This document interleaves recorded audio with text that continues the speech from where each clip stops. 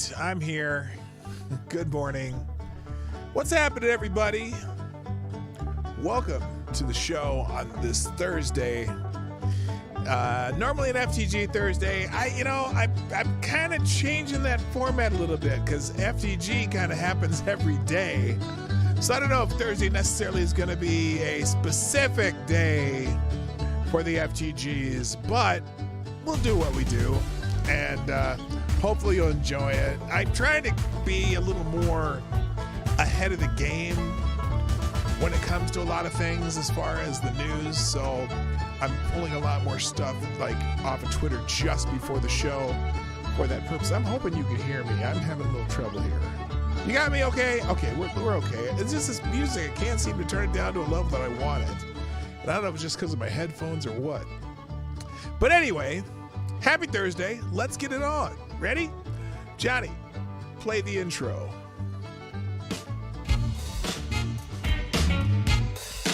Ladies and gentlemen, coming to you live from the Lucky Dog Studio in a hidden location somewhere in the upper Midwest of the United States of America, it's a brother making his own way, but with all the wrong opinions. Welcome to the Morning Night Live with your host, yours truly, P. Dog Night.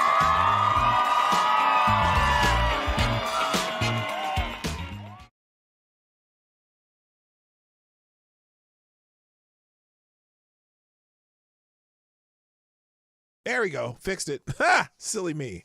Ha! I did it again.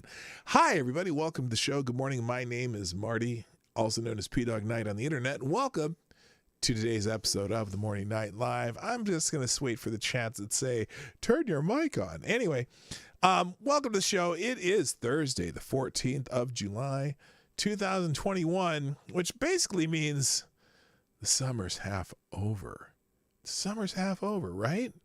Ugh, unbelievable. Well, sort of. You know, here's how I know when my summer's half over. When the Asiatic lilies start blooming in my garden. That's when I know the summer's half over. And I have some really tall, they're like 6 feet tall Asiatic lilies. And the first one of those bloomed yesterday. So that's when I know that things are winding down the other way. Because, you know, what are those other ones I have? I have coneflowers, and I got other like daylilies and all kinds of stuff that blooms later in the summer. But boy, oh boy, that one Asiatic lily open, I'm like, oh damn, it's just weird. It's almost over. When my kids were in school, that's when I said, hey, summer's half over. They'd be like, no, because then they have to start thinking about going back to school. But anyway, welcome to the show. I'm happy you're here. And of course, we have our first sponsor today, and it's Tall Person.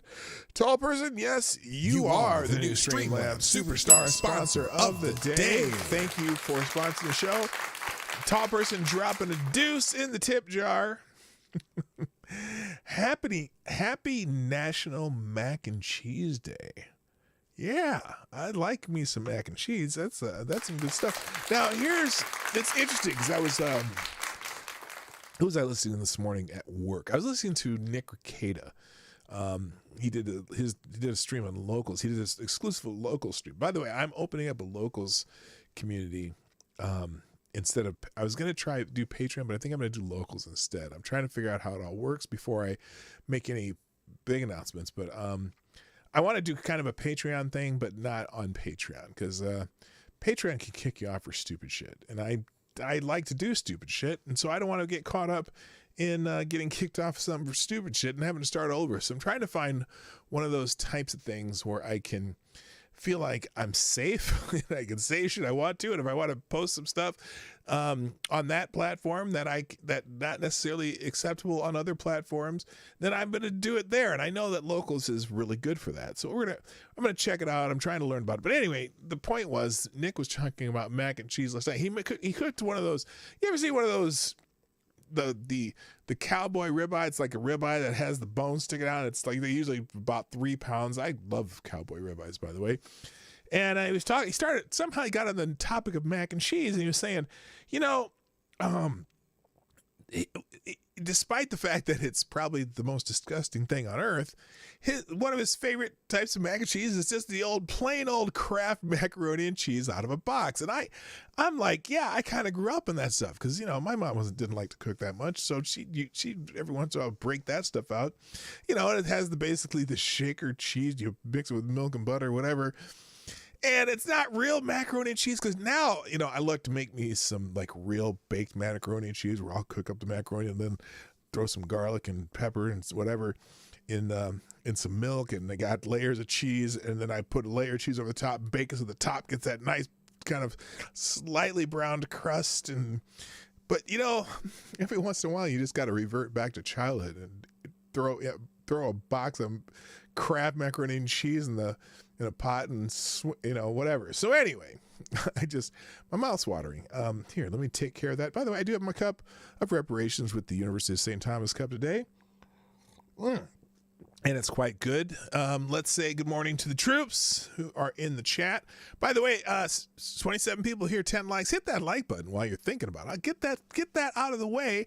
And before I even say hi, share the stream.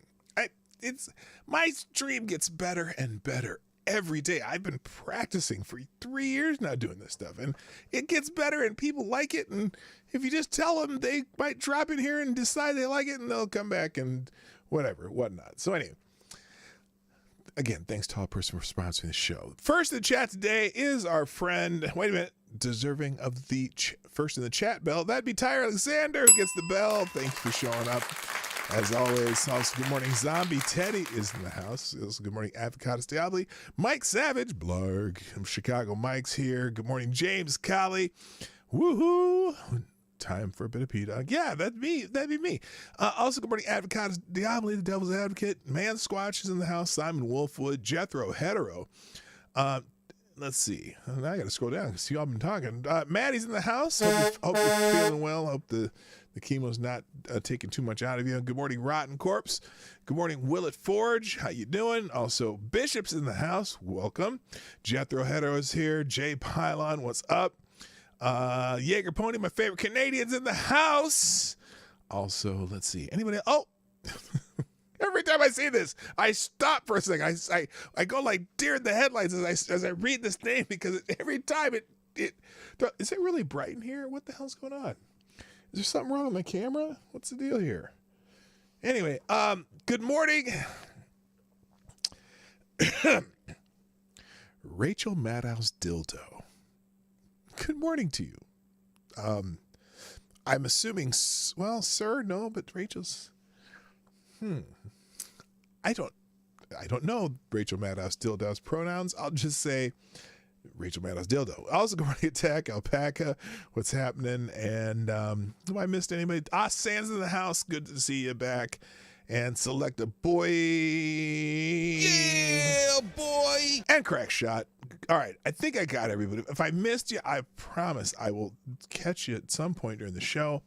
All right, let's get it on. 29. Now there's 30 people. Now it's 15 likes. Hit the like button and share the stream. All right, let's do some just the news, things happening right now, things that are trending in the news. And one of them, which I actually just noticed, 25th Amendment is trending. Now, look, I know. Oh, wait a minute. What did I do here? Keenan, what's up? So how you doing? So if you're not familiar with the 25th Amendment to the Constitution, it's basically when the cabinet and the vice president and several of the cabinet officers all decide at once that the president of the United States is no longer or not able to do their duties. And it was weird because I saw this morning. Let's see, I'm going to put it back on here because apparently I closed the window. 25th. There it is. 25th Amendment was trending. So, Zach to the Future, hello. Nice to see you. Stop misgendering me. I don't know how to misgender you. Big Booty Latina. Oh, yeah, we'll talk about Big Booty Latina, too. Anyway, 25th Amendment is trending. Under the 25th Amendment, Here, I'll just show you the trend, the little trend sheet here. As soon as I can get this working again. There we go. So Matthew Colkin says, under the 25th Amendment, the vice president, together with a majority of the principal officers of the executive's department, must transmit a written declaration that a president is unable to discharge the powers and duties of the office. And then he adds, this needs to be done yesterday. Now, look. Oh, then Jenna Ellis down here. She was one of Trump's advisors, I think. But she's asking, are the Dems actually considering the 25th Amendment? So anyway, I want to show you some of the things on this thread of this trend today, because it's pretty weird that this is trending again. But apparently, let's see. Oh shoot! Now see, this thing reset. I want to show you the clip that came from Not the Bee, which is actually the serious side of the what's it called, the Babylon Bee. Okay, so what am I doing now? Here's President Biden having to be guided like a lost, injured child.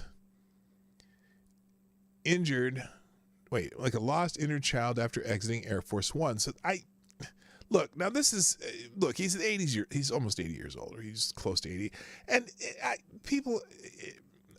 I have problems walking around sometimes. I have a bad hip and a bad back and all kinds of stuff. And I can understand when maybe things are tough for people, but here's the video. Let me put it on full screen so you can see it better. Here's the president of the this is the president of the United States, our president, the duly elected Joseph Rahim Biden. What am I doing now, he says. Oh, get back on the carpet, you moron.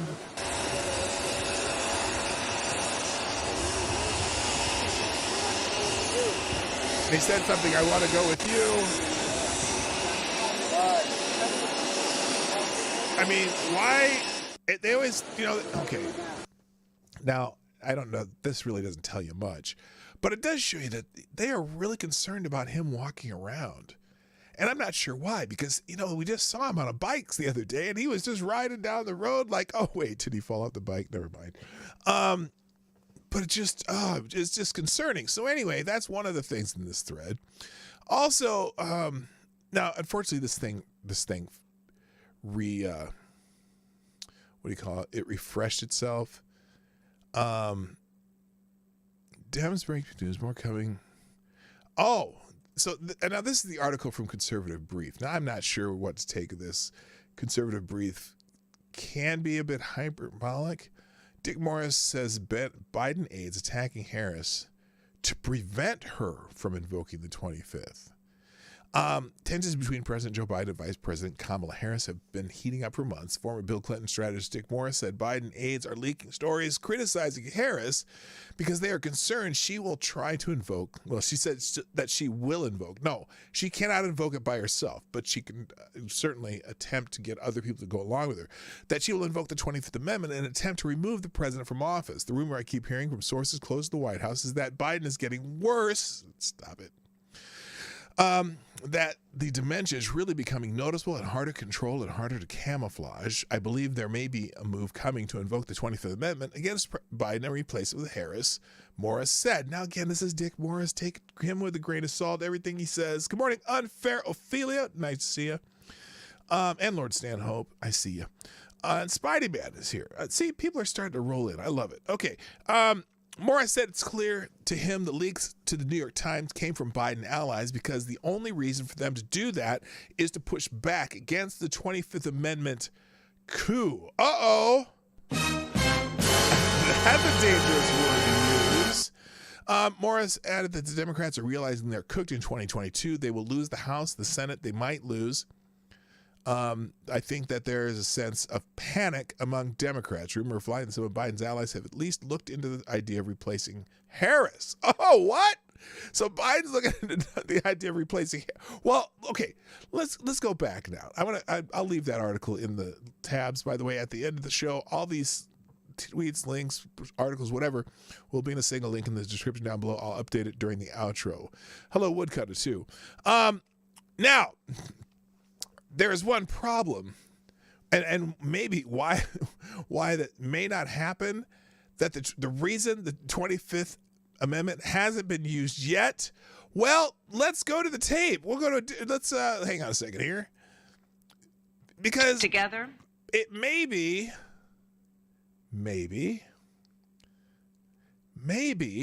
because would it be any better if they did do the 25th Amendment? And here is our sample. together, we are expanding access to transportation.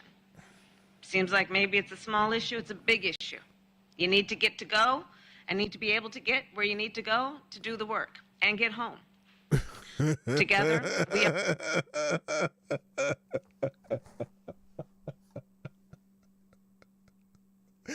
Wait, what? are expanding access to transportation. Seems like maybe it's a small issue, it's a big issue. You need to get to go and need to be able to get where you need to go to do the work and get home. Together, we are... Oh my God, I just think it's hilarious. Your life makes me sad. Oh my gosh, she is. Oh my gosh. Again, someone made this comment. I don't remember who it was, a long time ago. But every time she makes a speech, it's like they told her to write a 5,000 word essay, and she was 1,000 words short. So she's trying to find ways to fill it in.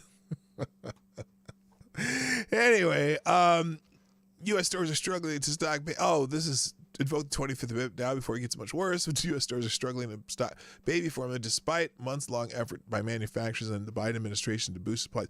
So, by the way, one of those baby formula companies, they got one of their plants back online. So that probably shouldn't be a big deal. Look, this whole baby formula thing, and maybe it's just me. I'm a big proponent of breastfeeding children, babies, whatever. So the baby formula shortage thing, there are solutions that have nothing to do with, firing up the manufacturing plants, but I don't know.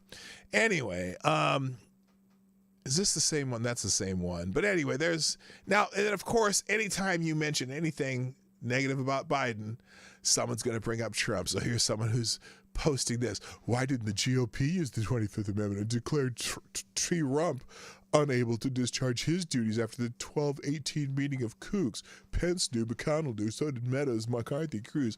They should be in prison for every January 6th death. Yeah, we're talking about Joe Biden right now, so shut the fuck up. Anyway. All right, let's see. What else are we talking about today? Things that are going on in the world. That's trending also. Oh, Johnny Depp and Amber Heard are trending because they've been trending ever since the trial because there's so much stupid shit going on. And I haven't spent a whole lot of time talking about that. Oh, wait. Oh, real quick. I forgot to say this. Who did I just see come in? I saw Lord Stanhope from Unfair Ophelia. Hello. Nomad's in the house. Hammer time. Good morning, Septus Wolf. CNN sucks, the most redundant name on the internet. Hate Camel, one of the original viewers of the Morning Night Live. It's a party here today.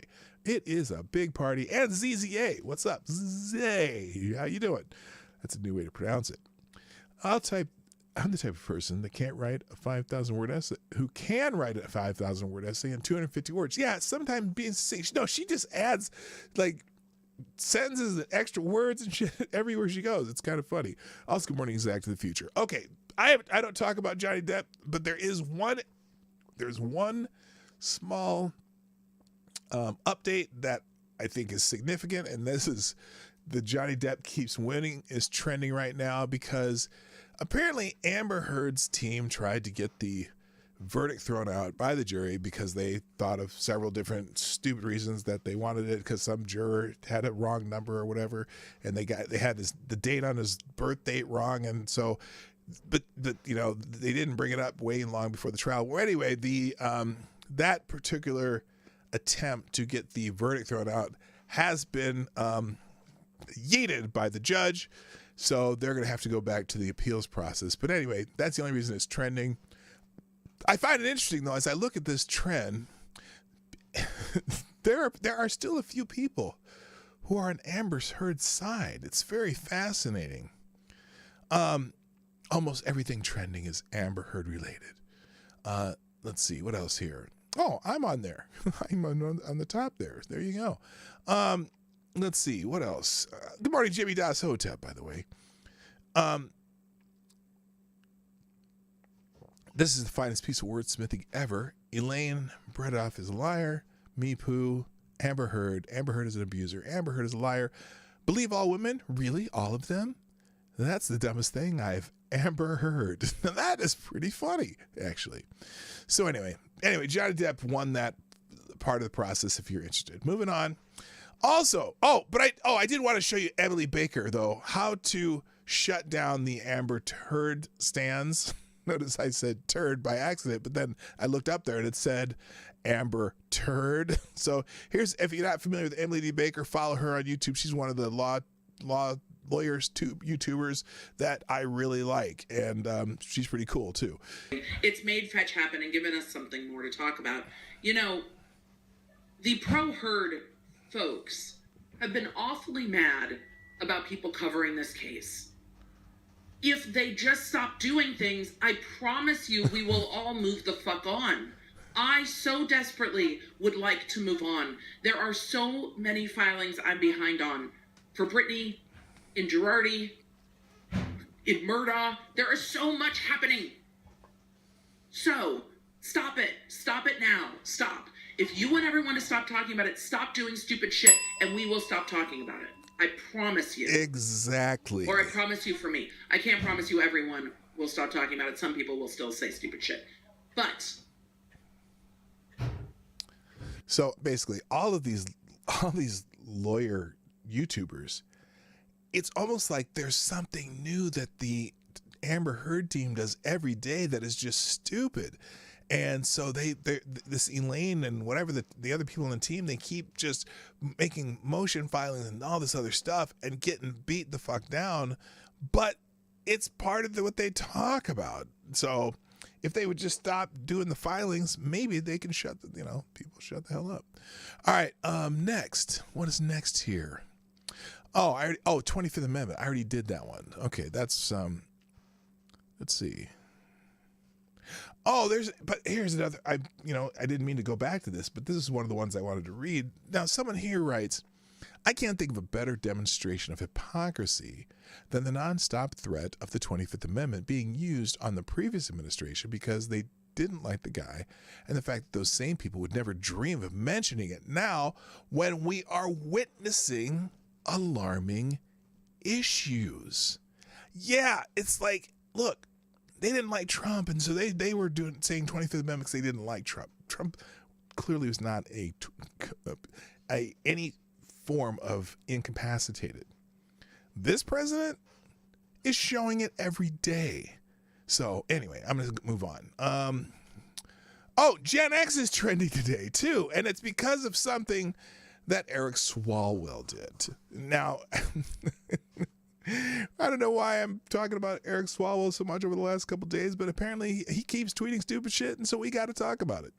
So Eric Swalwell tweeted, a reporter just prefaced a question with, as a Gen Xer, can you tell me your thoughts on, and then he continued to question, and Eric Swalwell says, I cut him off and told him I was born in 1980.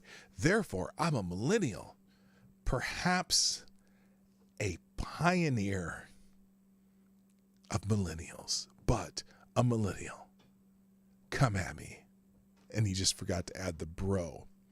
Well, lots of people are laughing about that. And so it's trending here. And lots of people, Gen Xers, kind of as a class, are the class of we don't give a fuck and shut the fuck up. So I just think it's funny. You're not, and so some people are saying you're not punk enough to be Gen X, and we're okay with that. The best thing about being Gen X is that we can remember life before the internet and cell phones. We know really being outside is, how delicious water hose is, and how hard work is. And most of our music and style is still trendy today. Spot on. Now remember, I personally am the gateway to the Gen Xers. I am the last boomer. So I can relate to the Gen Xers a lot more than I can relate to boomers. And I concur because I spent a lot of time playing outside. I left the house in the morning and I came home when the street lights came on. And that was probably all that my parents saw of me in the summer because we were always outside. All right, real quick. Thank you, Black Hebrew Israelite. Black Hebrew Israelite. That's right. There we go. Good. And, should we do music for the, okay, by the way, the music today is, what was the genre today? Acoustic, but happy and running acoustic. I had that one sad song in there. And I'm like, oh, I can't have any of that shit anymore. So let's do some music for Black Hebrew Israelites. Donation here. By the way, Black Hebrew Israelite. Oh, wait, how about some volume? There we go. Thank you, Black Hebrew Israelite, for sponsoring the show, for dropping a deuce in the tip jar. Greatly appreciate it. Who says, on behalf of the black delegation, I would like to revoke Kamala, the Ugandan headhunter's black half. That's right. This is why women who slept with her way... I see. This is why women who slept their way to the top should never be given any authority. That's right. She was Montel Williams' side piece. That's right. Wait, what? Nah, wait a minute. Hold on. Let me turn this music on because I can't even hear myself talk. Wait a minute. Kamala Harris dated Montel Williams? I didn't know that. Why do I know that? Why do I not know that? I have no idea. I know she was... who was the mayor of San Francisco? That there are several different accounting for when millennials started. You would think it wouldn't be that hard, but apparently it is. Yeah, it kind of is. I know she was with Willie Brown. That's how she got her political career started. Anyway, all right. And then thank you also, Maddie. And Maddie, you are the new Streamlabs Superstar sponsor of the day. Maddie says, I need music. Sorry.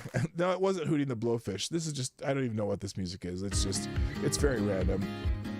Maddie, thank you for dropping a big 5 spot in the tip jar. Greatly appreciated. All of you had to shut Swalwell.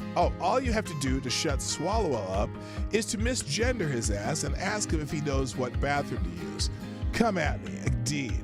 He's so full of it, you can smell him coming up the street. Yeah, he's not one of my favorite people. I think he's not just a jackass, he's a dumbass. I don't know, but anyway. Thank you, Maddie, and I hope you have a wonderful day. All right. So, anyway, I'm not going to go into this Gen X thread because I really want to get to main topics today, so I'm going to keep going here. Also in the news, now, this tweet by ABC News is news, but it's also agenda driven. And it's one of these things that drive me crazy about the media right now because they absolutely are trying to stir the pot. And so this is the tweet. 2 months after a white teenager... You're fucking a white male! ...allegedly killed 10 black people. What do you mean allegedly? We know that there was a tragic shooting this kid was doing. It was on video. It's not even allegedly. A white teenager allegedly killed 10 black people in what authorities described as a racially motivated mass shooting. The Buffalo, New York supermarket where the massacre occurred is set to reopen.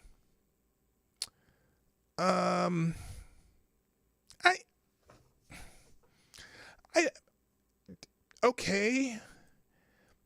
I don't know what they're really. Okay, so they're gonna reopen. Now I don't know why it didn't reopen sooner, but what bothers me about this is the only time they ever describe the race of perpetrators and victims seems like, and because here's the problem, they don't care, they don't give a fuck. They don't give a fuck. They don't talk about the race of victims in any other place where a black teen killed, shot 13 black people at a party. Where this white guy shot up 5 white people in the Walmart. They never do that. They always seem to do. It's only when the demographics will stir up some shit, and that's what they're doing. Now, granted, this particular case, this was a case where this kid was apparently motivated by some racial animosity, and I get it. But what's the point of that in this tweet, other than 2 months after a teenager allegedly killed 10 people in a racially motivated mass shooting, the Buffalo, New York supermarket. And why is it news that it's reopening? I'm not really sure. But anyway, it seems like they need news. A moment of silence will be held before the top stores reopen. And interesting, the store will be open to the public again on Friday following a prayer service at a moment of silence scheduled on Thursday afternoon to honor the victims, store workers, and community members affected by the May shooting. That's great. I'm glad they're doing that. That means they're recognizing the solemn, something solemn that, the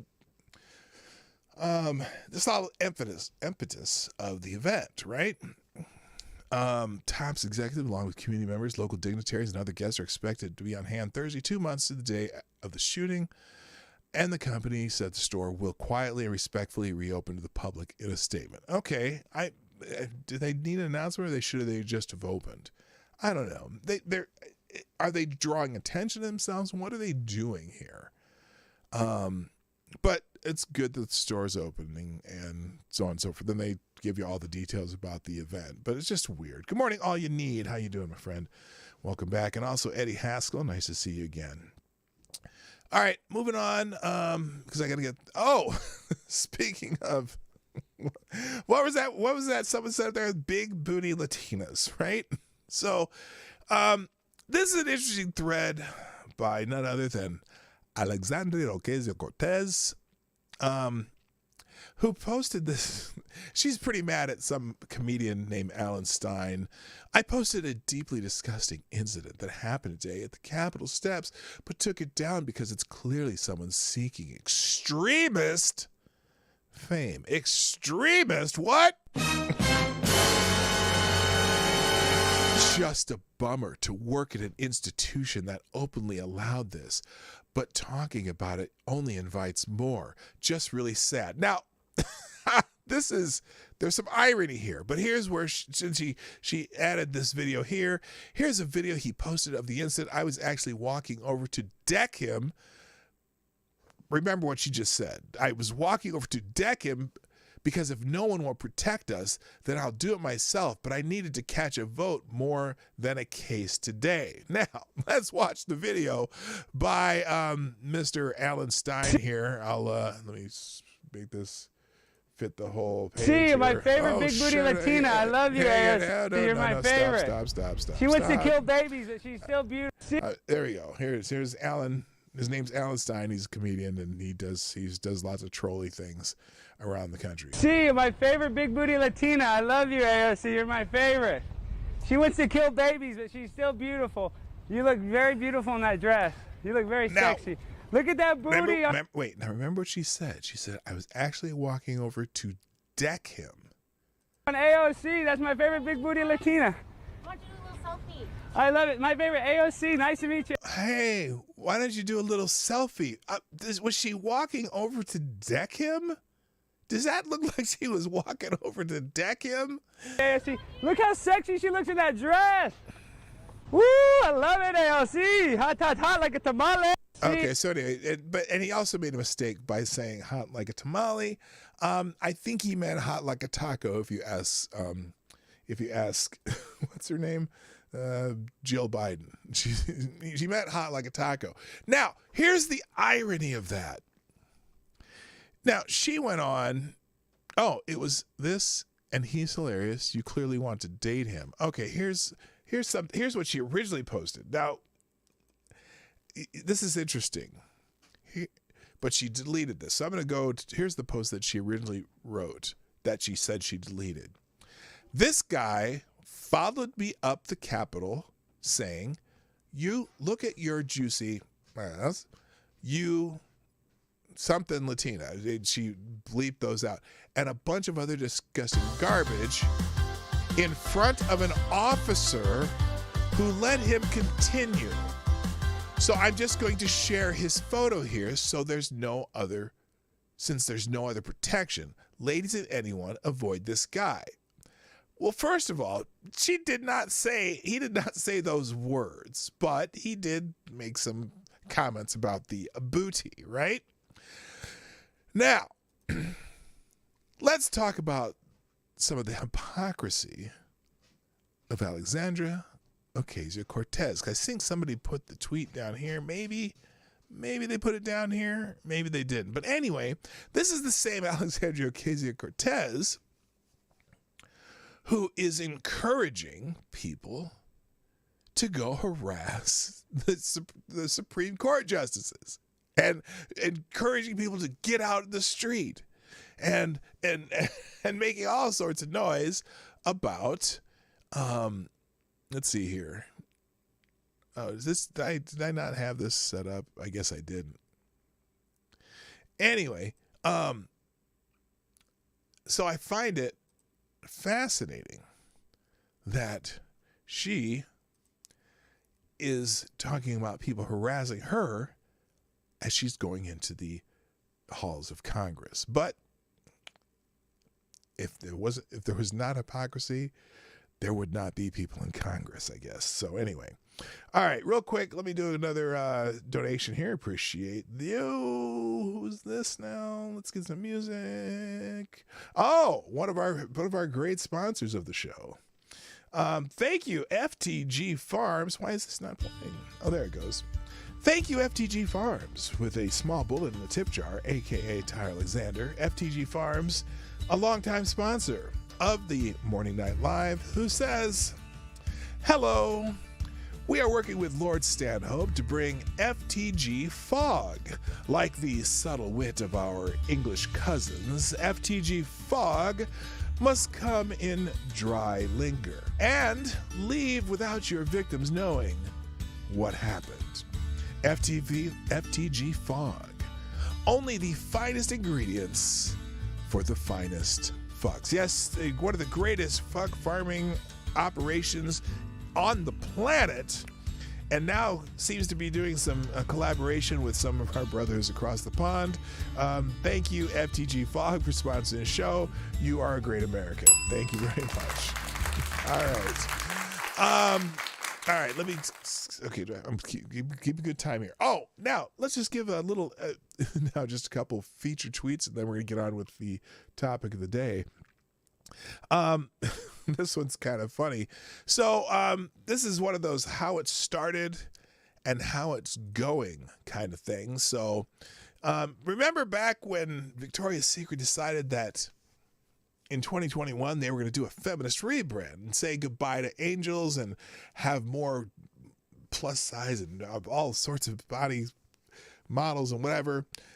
So it said goodbye angels and hello activists. Make my take on celebrity brands and modern day media shenanigans. So they decided they're going to go feminist. Well, that's the shot. And here is the chaser. Victoria's Secret cuts 160 management roles in reorganization. So, you can't even see that, can you? I apologize. That's the chaser. Here's the shot. Victoria's Secret's 2021 feminist rebrand. Chaser. They're going to have to reorganize because, here's the thing, guys. Regardless of what people think of Victoria's Secret and their marketing and their, the angels and all that stuff, I'm stealing points from everybody today, but some person wiser than me made a good point. Victoria's Secret success was due to the fact that men like the angels. However, Victoria's Secret's success was also due to the fact that women liked the angels. See, Victoria's Secret was never about the angels in per se. It was more about the aspirational effects of what the angels represented. And by shopping at Victoria's Secret, women could be more like the angels. Women don't want to be more like the average woman. They want to be more like the angels, like the aspiration of the angels. So you take that part away from the marketing of Victoria's Secret, you're just shooting yourself in the ass. Probably with Fauci juice. So anyway, that was I embellished on the thought that someone else had because I added a lot to it, but there you go. As Jeff Foxworthy pointed out back in 1993, that underwear is so skimpy that Victoria ain't got many secrets. Well, yeah, Victoria's Secrets were too skinny for me. Now they look like cargo pants. 1 year is all it took. Yeah, again, that is a manifestation of go woke, go broke, or get woke, go broke. All right, let me get in some news stories now. What's this one? Oh, yeah, we'll get there. All right, in Idaho, there was apparently Christian students win a free expression case at the University of Idaho. The mainstream Christian views are becoming unacceptable in some corners of higher education, but judge rules in favor of Christian students punished by University of Idaho. A federal judge ruled in favor of 3 Christian law students at the University of Idaho. Judge David Nye granted a preliminary injunction on June 30th against the public university law school and ordered it to stop its no contact orders against the 3 students. The ruling stems from an ongoing lawsuit that accuses the university of silencing conservative students for sharing their views on homosexuality and sin. On multiple occasions, members of the Christian Legal Society explain why their group's constitution defines marriage as between one man and one woman. The ruling allows students to speak freely on campus while the case continues. Mark Millo and Ryan Alexander are current students, while Peter Perlow has since graduated law school. Peter, Mark, and Ryan are guaranteed freedom under the First Amendment to discuss their faith on campus, just like every other student and faculty member. Alliance Defending Freedom attorney Matthew Hoffman stated in a news release. We are pleased that they are again free to exercise their constitutionally protected freedoms without fear of punishment, he stated. And they look forward to a final resolution of the case in their favor and ultimately in favor of free speech for everyone. So I guess the university didn't like their views, and so they're allowed to have their views. So there you go. Also, thank you, Black Hebrew Israelite. That's right. Let's see. Above is the link. Oh, the first time the public was introduced to Ms. Thought Harris, even his daughter didn't like her. That's right. All right, let me I'll link that. Let's see. I'll put that on the links over here, and I'm going to pause it. All right. We'll come back. Vice President-elect Kamala. We'll come back to that. Next up is so remember what I said the other day. Maya Flores had the tweet about this article on CNN. So here's the gist. So Maya Flores has some spicy thoughts after CNN writer proclaims GOP Latinas are not the real deal. I told you about that article. And he said Reyes is dead wrong about Flores and these other 3 congressional candidates. All 3 are the real deal. So first, let's show you the article from this is CNN. So this guy named Raul Reyes says these GOP Latina candidates are not the real deal. Conservatives are heralding them as the real deal Republican candidates. They are seen as proof that the GOP can win over Latino voters. They are 3 Latinas from South Texas. Well, at least he's not saying Latinx. Who is Paul Reyes? I know that name. Hang on a second. They do not have a little bio on Paul Reyes down here. I'm not sure. He sounds familiar. Oh, Raul Reyes. It's not Paul. Anyway. They are three Latinas from South Texas, Maya Flores, who won a special election to represent part of the Gulf Coast, and Monica de la Cruz and Cassie Garcia, who are in congressional races in districts along the Mexican border. Flores made history as the first Mexican-born woman to be elected to Congress. These women have drawn national attention for seeming to shatter the myth that Latinos generally vote Democratic. As Garcia recently told the New York Times, the red wave is here. But this is CNN, okay? But the rise of Flores, De La Cruz, and Garcia deserves to be seen in context. Oh, in context. Whatever could you mean? Well,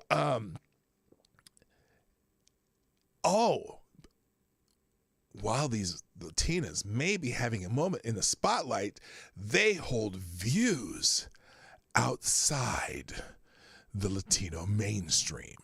Their current prominence is more of a publicity coup for the GOP than an authentic reflection of Latino voters. Well, look, Raul, haven't you been watching the polls?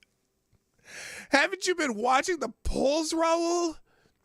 A lot of Latinos are walking away, to use a phrase that is not originated by myself. Anyway, like most Republicans, these Latinas hold conservative positions on abortion, gun control, and immigration. Oh, no! Raul, are you saying that a lot of Hispanic voters, that Hispanic voters are a monolith and none of them hold conservative positions on these things? Are you sure, Raul? Because the polls are telling you otherwise. Anyway, that's just not where most Latinos are these days. The Pew Research Center reports that 60% of Hispanic adults say abortion should be legal in all or most cases, while a June Quinnipiac University studies survey found that 58% of Hispanics favor stricter gun laws. Well, 58%. That means 42% feel the other way. Okay, so that's a significant amount. So are you saying 42% of Hispanics are not the real deal? Are you saying in that 85% district that Maya Flores came from that those are not real Hispanics? What are you saying, Raul? She won handily in that district. Besides being Trump supporters, what Flores, De La Cruz, and Garcia have in common is extreme views.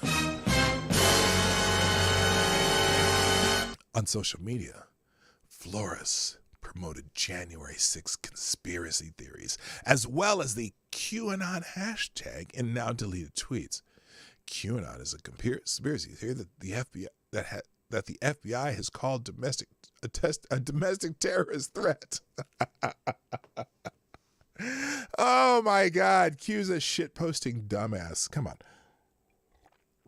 When a New York Times reporter asked 4 times if President Joe Biden was legitimately elected, Flores only answered that Biden was the worst president of the United States. Well, she's pretty smart there.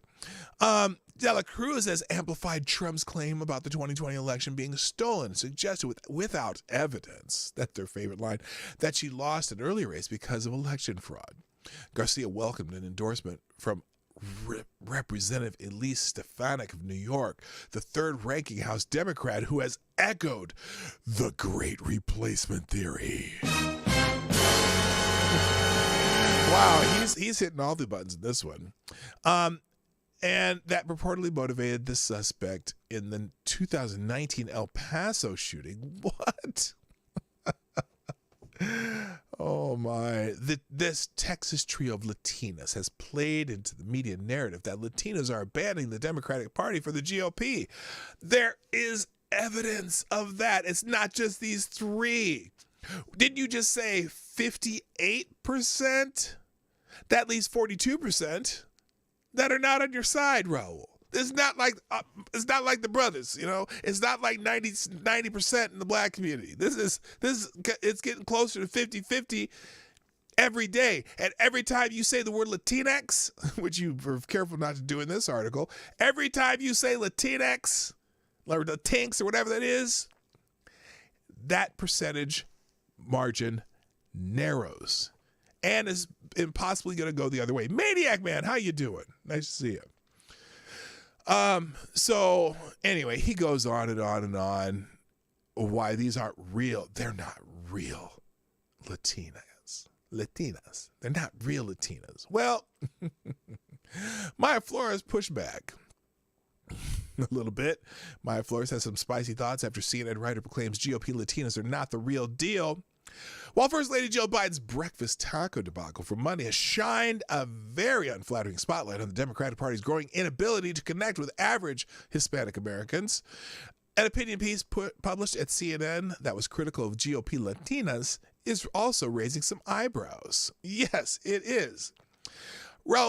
Attorney Raul Reyes, an NBC Latino contributor, who writes opinion columns for CNN and who is also on the board of contributors for USA Today, penned a piece for CNN Tuesday in which he declared that conservative Latina women, like newly elected Texas Congresswoman Maya Flores, are not the real deal because their views allegedly are not an authentic reflection of Latino voters.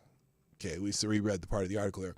Reyes then proclaimed that Flores, De La Cruz, and Garcia were staunchly conservative on issues like on abortion, gun control, and immigration before trying to make the case that most Latinos think otherwise, according to select polls. Oh, yeah, that's right. He, well, I'm sure he found his favorite poll.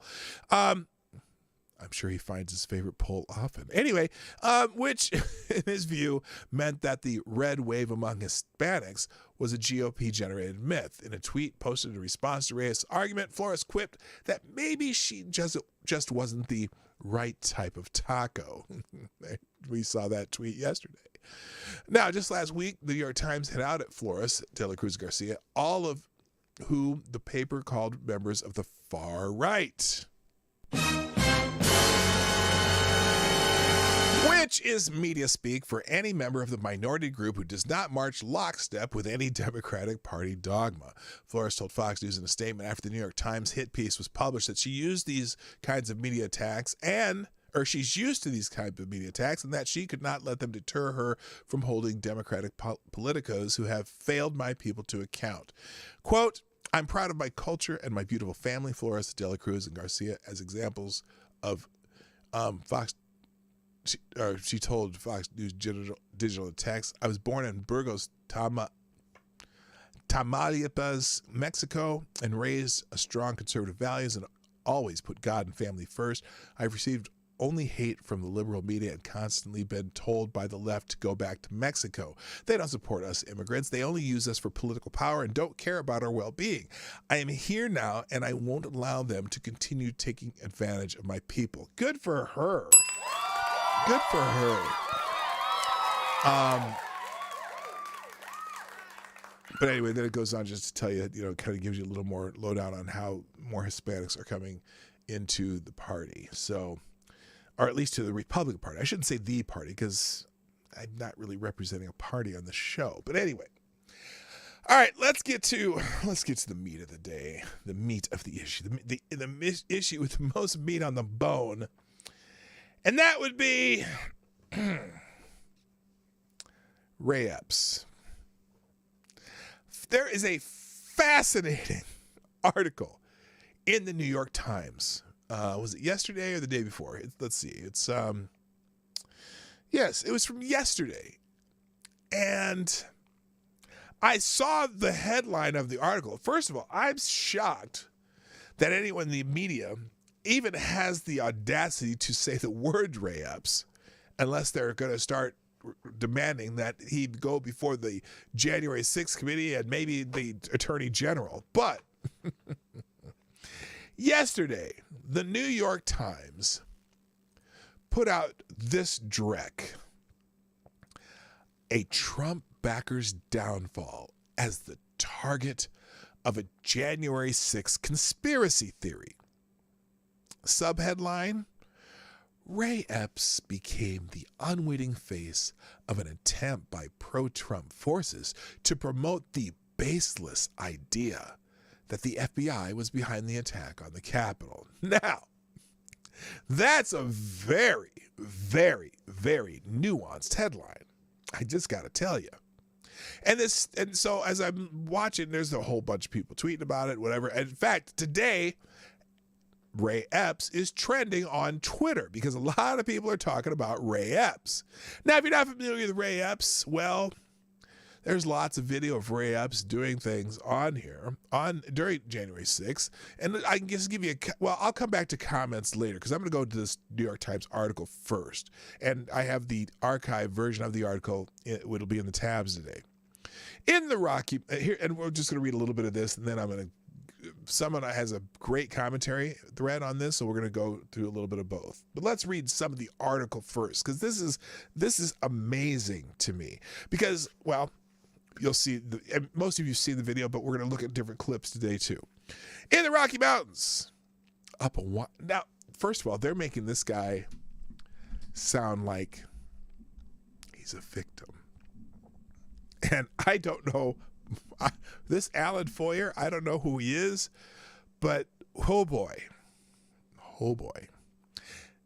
Maybe we should, you know what, this might require a certain type of feeling though. Let's add some feeling to this.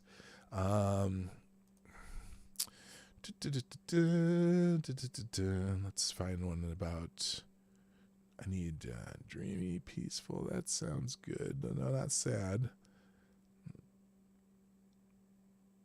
Let's try this one.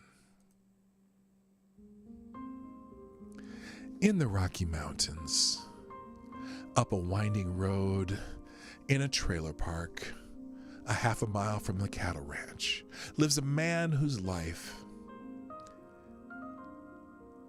has been ruined by a January 6th conspiracy theory. Ray Epps has suffered enormously in the past 10 months as right-wing media figures and Republican politicians have baselessly described him as a covert government agent who helped instigate the attack on the Capitol last year. Baselessly. Strangers have assailed him as a coward and a traitor and have menacingly cautioned him to sleep with one eye open. He was forced to sell his business and his home in Arizona. Fearing for his safety and uncertain of his future, he and his wife moved into a mobile home in the foothills of the Rockies, with all of their belongings crammed into shipping containers in a high desert meadow a mile or two away. And for what? Lies, Mr. Epps asked the other day with the look of pained exhaustion. All of this, it's just been hell. Almost from the moment that a violent mob stormed the Capitol on January 6, 2021, allies of former President Donald J. Trump have sought to shift the blame for the attack away from the people who were in the pro-Trump crowd that day to any number of scapegoats. Are you about to throw up in your own mouth yet? First, they pointed out Antifa, the leftist activists who have a history of clashing with Mr. Trump's backers, but who did not show up when the Capitol was breached. Then they tried to fault the FBI, which, according to those who spread the baseless tale, planned the attack to provoke a crackdown on conservatives. Mr. Epps, 61, was not just a bystander on January 6th. He traveled to Washington to back Trump, was taped urging people to go to the Capitol, and was there himself on the day of the assault. Stop!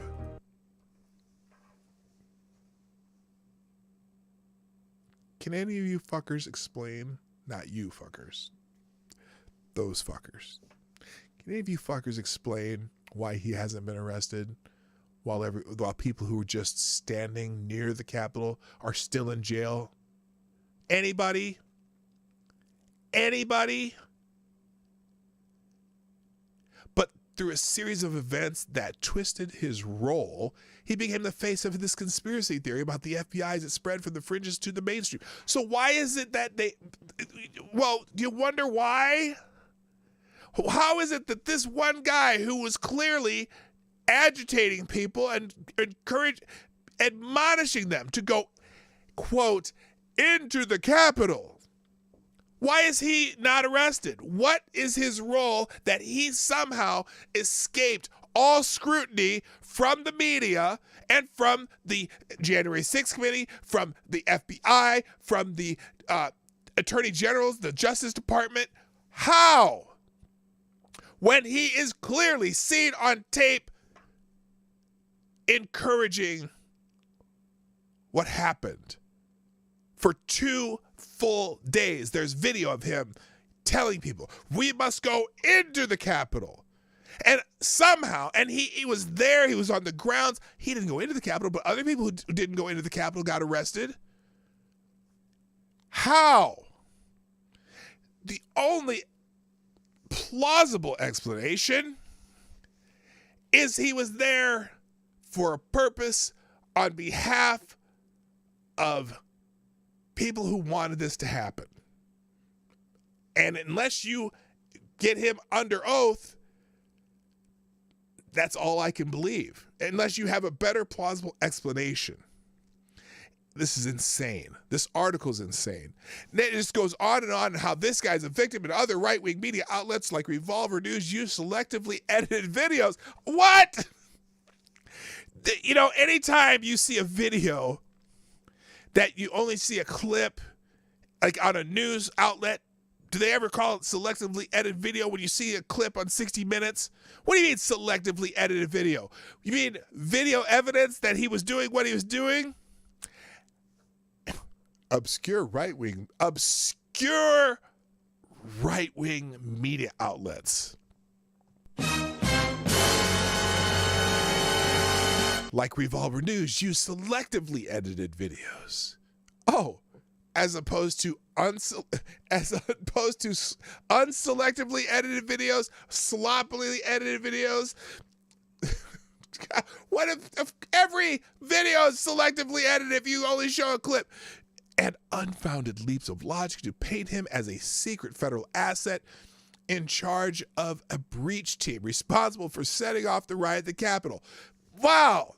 Well, selectively edited, you mean were they cut into pieces of what you saw wasn't really what you saw with your own damn eyes?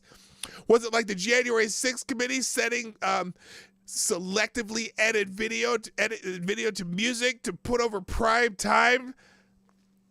Come on. If you can, and by the way, if you can find the New York Times describing the video used during the January 6th committee primetime, dog and pony show, if you can find the media, mainstream media, if you can find anyone in the mainstream media calling that selectively edited video, I'll give you $50. The first person who said me something that the mainstream media is calling it selectively edited video, I'll bet you can't find it. These stories about Mr. Epps were quickly seized on by the Fox News host Tucker Carlson, who gave them a wider audience. Okay. And were echoed by Republican members of Congress or Representative Tom Massey of Kentucky and Senator Ted Cruz of Texas. Yeah, the FBI wouldn't say who he was. Ted Cruz asked the FBI, "Hey, who's this Ray Epps guy? Can you tell us who Ray Epps is?" And they had no answer. Is he an asset? We cannot give you an answer to that. Just question after question. We cannot give you an answer for that. So anyway, this thing goes on and on and on, giving this super sympathetic view to this Ray Epps. Well, let's talk about how this thing goes. Now, this thread is fantastic. I'm not even going to use my own words. I'm going to use Darren J. Beatty has a very, very perfect thread regarding this article because it's a big pile of poopy doo. Hello, Richo and Big Dro, and I said Maniac Man, so I see y'all there. Welcome to the show. So here it is. The New York Times puff piece on Ray Epps is hugely important. Ray Epps is the only person caught repeatedly directing people into the Capitol and is the only January 6th rioter the New York Times has written a puff piece on. Yes, he is. They know Epps is the smoking gun. And this likely is the beginning of a monumental damage control campaign. To get acquainted with Epps, watch the video compilation. Again, this is one January 6th writer the New York Times has managed to write a puff piece. This is the only one they've written about. The only one they've written a puff piece about. So here is a compilation of Mr. Ray Epps.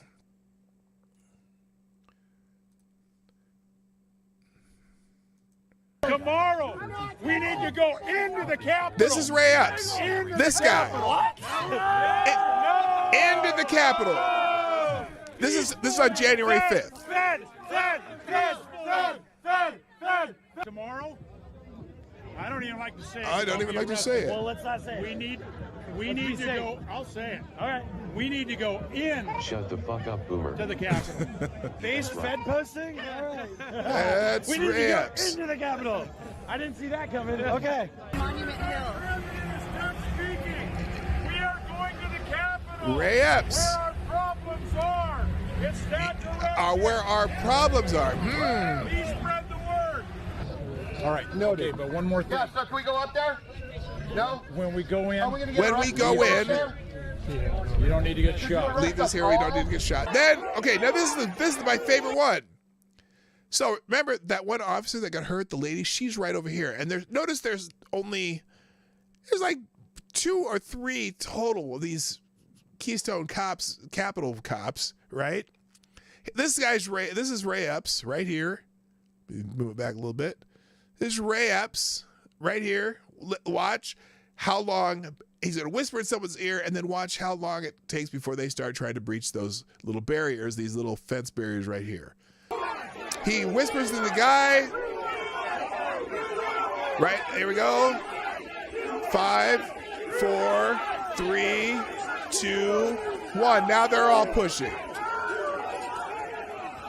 And the officer, and then here he is going up the steps.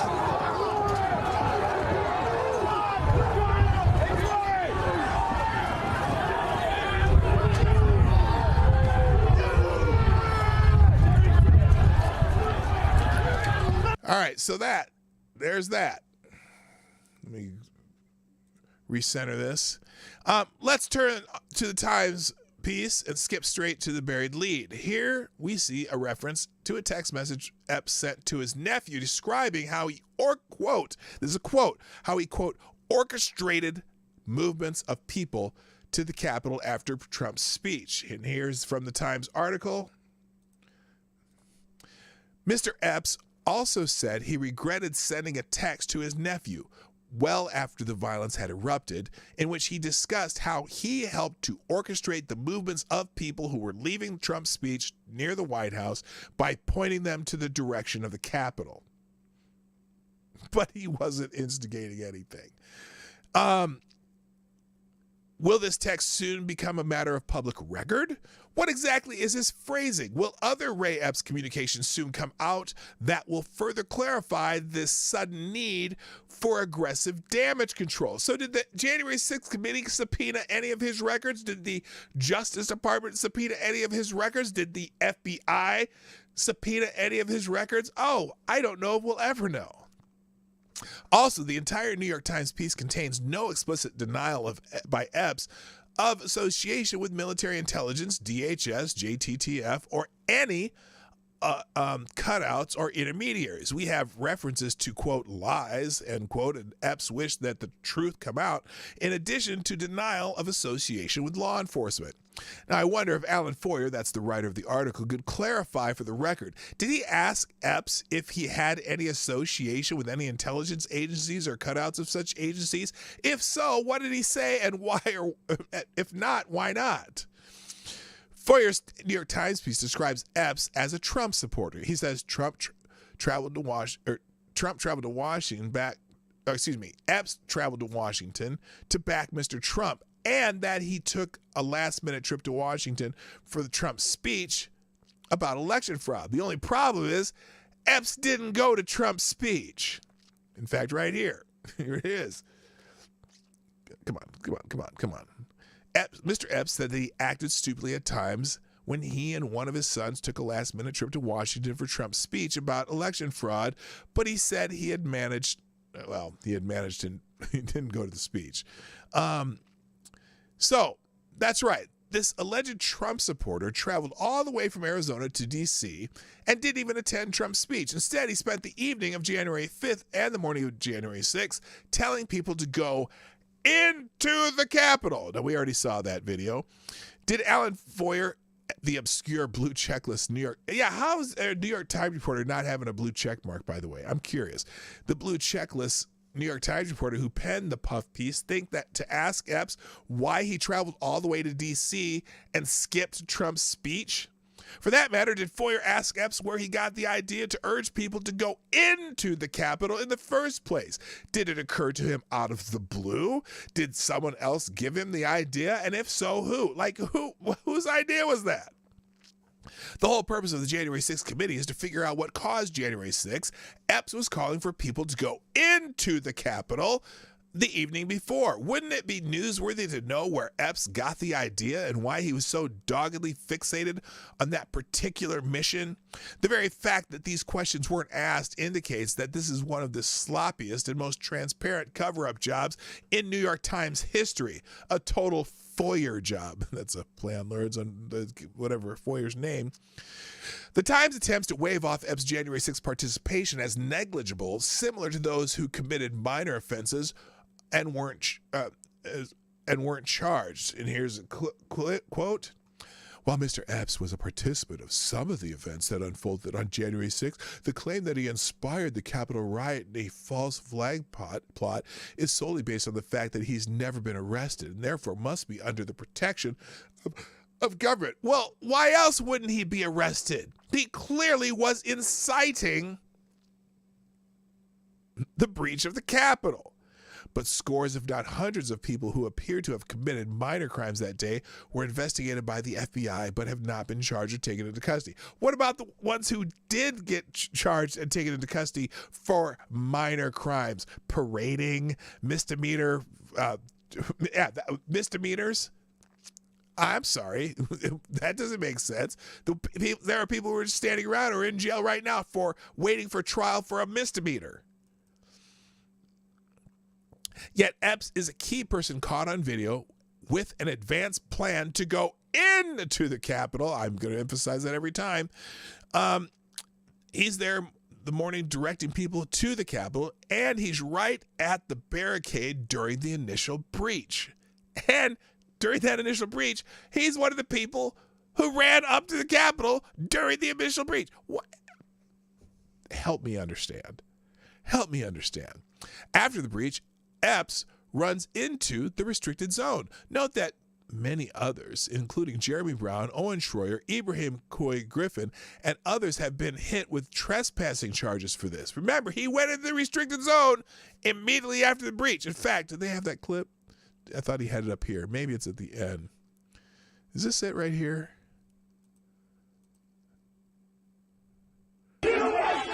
Right here. So this is when they breach, and they all go into the restricted zone. And here's Epps running into the restricted zone. There are people who are being charged for being past those barricades, that restricted zone, and he's not one of them. Why? Especially when he's, well, anyway. Hang on a second. Now, but Epps isn't open to just a trespassing charge. Not enough has been said about the significance of the following video. Note Epps' message: when we go in, leave this here. Epps says this is just minutes before the initial breach of the Capitol. All right, okay, but one more thing. Yeah, so can we go up there? No? When we go in, are we going to get arrested if we go up there? Yeah. You don't need to get Should shot. you arrest us all? There's a few of us. How is this not a basis for a conspiracy charge? For some perspective, January 6th defendant George Tanios faces serious conspiracy charges for saying, quote, no, not yet. It's still early, when his alleged co-conspirator asked for bear spray. And let's see here. How's this the basis for a conspiracy charge? Here's the picture here. Come on. I apologize. Have a little technical. There you go. During the investigation, law enforcement discovered open source media video of the incident from January 6, 2021. On the video, Cotter is seen making his way towards Tanios.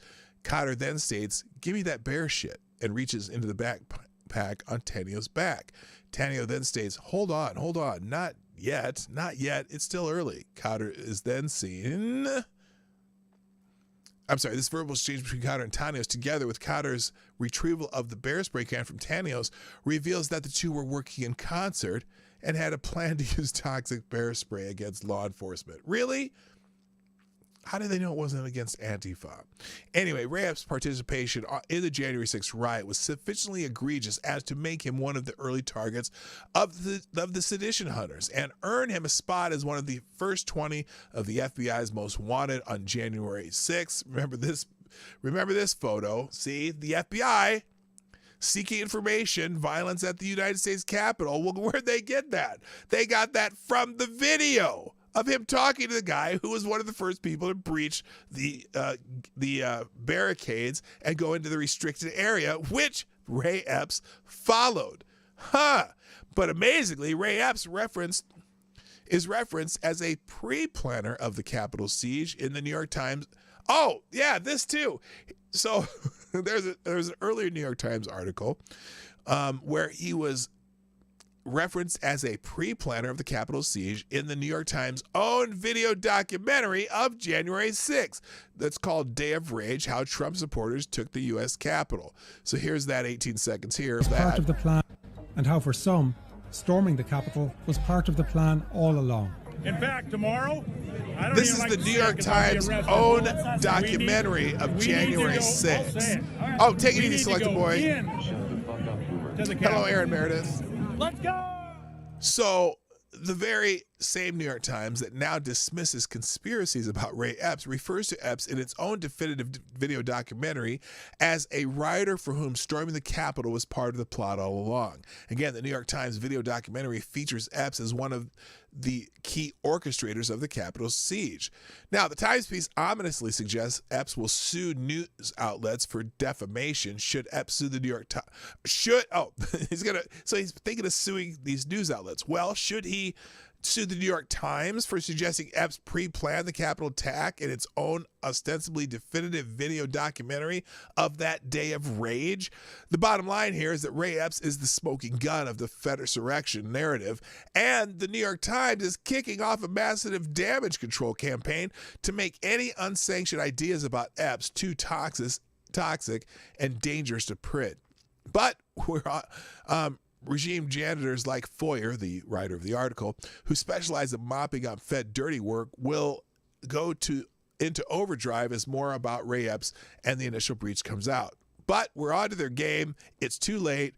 Ray Epps says he just wants the truth to come out, so let it be so. And then be sure to pre-order the Skyhorse blah blah introduction to the sham January 6th committee report featuring introduction to yours truly. So check out Darren Beati on Twitter. He's got a thing called Skyhorse Introduction to the Sham January 6th Committee Report, featuring an introduction by yours truly. So he's got a particular version of that report that's going to come out with his thing. So anyway, now, and there's people.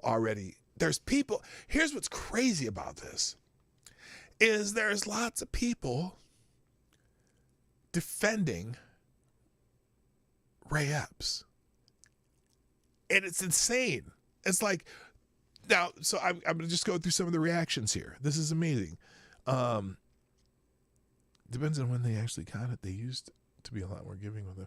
Anyway, so there's people, if Ray Epps isn't a Fed, then why is the man who is on video multiple times encouraging insurrection, including during the first barricaded violence at the Capitol, facing no charges and not in jail? Good question.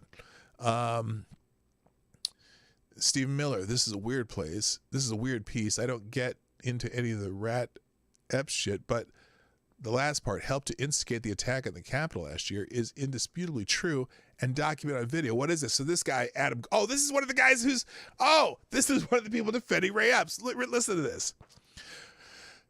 And when he made this tweet about the New York Times article, Ray Epps has suffered enormously in the past 10 months as right-wing media figures and Republican politicians have basically described him as a covert government agent who helped instigate the attack on the Capitol last year. We read that already. And then he's the obscure right-wing media outlets. Obscure right-wing media outlets. Now, and this is someone else in the New York Times hype manning the article by Foyer. Ray Epps is literally the only guy on video over multiple days telling people to storm the Capitol, and he has never been arrested. Weird. Ding. There's Beatty's thread. Cernovich. Grandmothers are facing federal charges for walking into the Capitol rotunda and taking photos. But Ray Epps, who encouraged and incited protesters to enter the Capitol, gets a sympathy piece in the New York Times.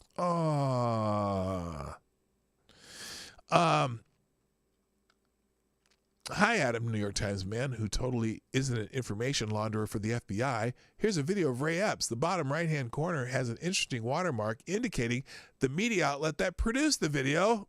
Does that what a logo appears there? Yeah, they have him on video with a little New York Times logo in the lower right-hand corner, and they're saying, "Oh no, he's just caught up in some Trump conspiracy theories." Can't wait for the Ray Epps to testify for the January 6th committee. That ain't happening. Anyway, there are some people though on these threads defending him. Now there are also some people who are pro January 6th committee, and I can't find them now because this thing refreshes all the time. There are some people who are pro January 6th committee who also are questioning why this insurrectionist hasn't been charged, but they're few and far between. Most are following the New York Times lead, saying that this is just a conspiracy theory, and it's just sad. It is just sad. All right. I do have another thread. I'm not going to get to it today, but I want, if you get a chance, check out the last thing in the links today. The question is, Caitlin Bernard, she's the abortion doctor in Indiana that kind of put out the story about this 10-year-old girl who left Ohio to get an abortion in Indiana because something about being past 6 weeks. Well, we found out that this story is true, but not necessarily in the way it was told. And also it left out a very, very important aspect of this situation. The girl was forcibly the word for forcibly sexed, I suppose. It starts with an R and ends with aped, by an illegal alien. And so that part, now they found the guy who perpetrated this crime against a 10-year-old girl who was 9 at the time, and he's confessed to his crime. They put him on a $2 million bond because they can't go no bail in Ohio for some reason. And so now the question is, did Caitlin Bernard protect the identity of the rapist of a 10-year-old because the perp was an illegal alien? I find it curious that when the veracity of the story got called into question, that an arrest was finally made. They did finally arrest somebody. It's really messed up when you were hoping that the doctor just made it up, because you really hoped it did. You really hoped that, wait a minute, how does a 10-year-old girl need an abortion and need to be, so there's something nefarious going on in this story, and you're just hoping it's not true. And it seemed like one of those Democrat hoaxes and shit like that, just because it was too convenient. And then we're also finding that she could have been, it could have happened in Ohio. Anyway, she didn't just make up a story to advance an agenda. She covered up of child rape. She thought she was the good person in the story. Why are so many people jeering at the right for this story being true? We were hoping it was a lie because it meant that it was a rape and an abortion. the left is happy it's true because we thought it was fake. Maybe think about the tragedy on which your moral victory was built. There you go. Of course, we would think it was suspicious because we were naive enough to believe that if a child of that age were raped, that the abortionist would report the crime to the authorities. But no, they didn't. And now the perpetrator has been arrested, and we'll hear more. We're going to hear more. Well, we may or may not hear more in the story now because, well, the demographics don't work. I'm just saying. Anyway, I got to close up shop here, but thank you, James Colley, for sponsoring the show. And guess what? James Colley, you are the new Streamlabs Superstar sponsor of the day. Thank you very much. With a big bullet in the tip jar, James Colley says,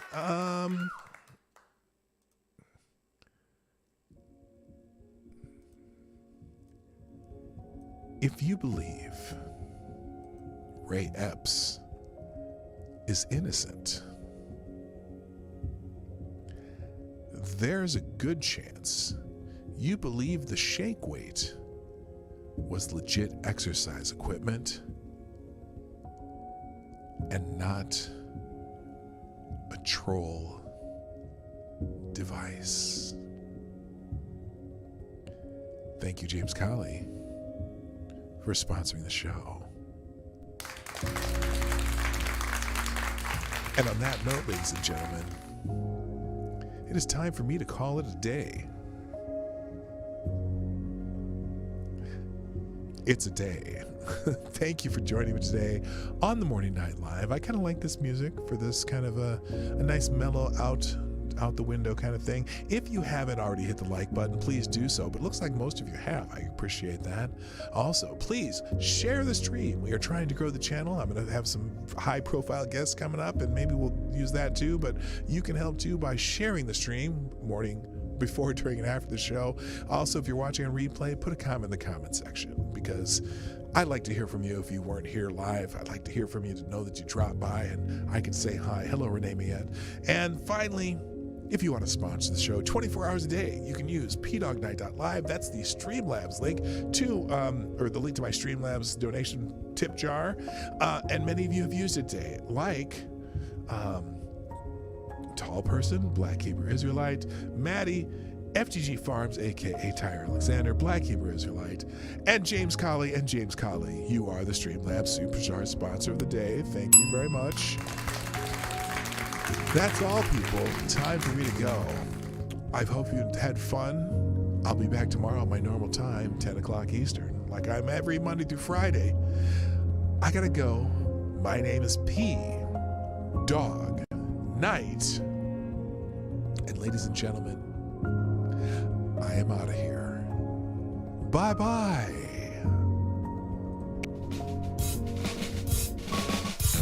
Hey, this is P-Dog Night, and thanks for watching today on the P-Dog Night channel. If you have an observation or remark you'd like to make about this video or my channel, I absolutely welcome you to write it in the comment section down below. I really look forward to hearing from you. And before you go, if you like what you saw but you're not already subscribed, please make sure you hit the subscribe button and definitely click that bell that pops up afterwards so you'll be notified when I post new videos or when we go live. I broadcast my live show, The Morning Night Live, Monday through Friday at 10 o'clock Eastern, 9 o'clock Central. A special thank you to all the supporters of this channel who share our videos on social media and who make donations through Streamlabs, YouTube, Venmo, and Cash App, which are all linked in the description down below. Thanks again, and until next time, I'm P-Dog Night, and I'm out of here.